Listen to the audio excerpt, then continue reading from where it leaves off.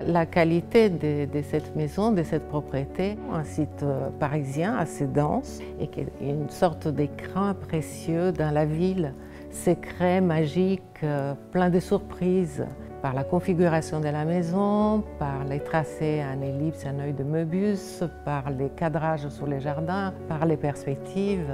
Ce qui m'a inspiré pour ce projet, c'était les souvenirs de demeures et des palais italiens que j'ai vécu et visité et qui avaient des caractéristiques très intéressantes dans l'usage, dans la hiérarchie des espaces entre eux, une poésie vraiment très importante. J'en ai retenu pas mal des choses comme par exemple, on n'ouvre pas un salon sur un gazon avec une baie vitrée, mais il y a presque un pont, un élément et des marches qui nous permettent, en sortant du salon, d'accéder au jardin. Donc quelque chose de beaucoup plus nuancé, élaboré. Alors pour inscrire la maison dans un environnement orthogonal et vertical, j'ai beaucoup travaillé sur les tracés et sur la mise en place des 3 ellipses qui s'articulent entre eux avec un mouvement.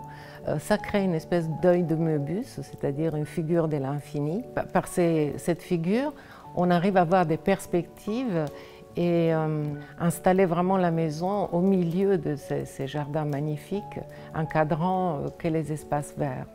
La maison fonctionne très bien, tout en n'étant pas classique. En fait, la maison a toutes les fonctionnalités d'une maison de famille et en même temps, elle est absolument adaptée pour des expositions, des fêtes et une vie publique assez intense. Ce qui rend cette maison précieuse et unique, c'est vraiment son espace vert. Au rez-de-chaussée, les jardins étaient traités comme un jardin parisien. Dans les jardins suspendus, par contre, il y a tout un travail sur les essences méditerranéennes.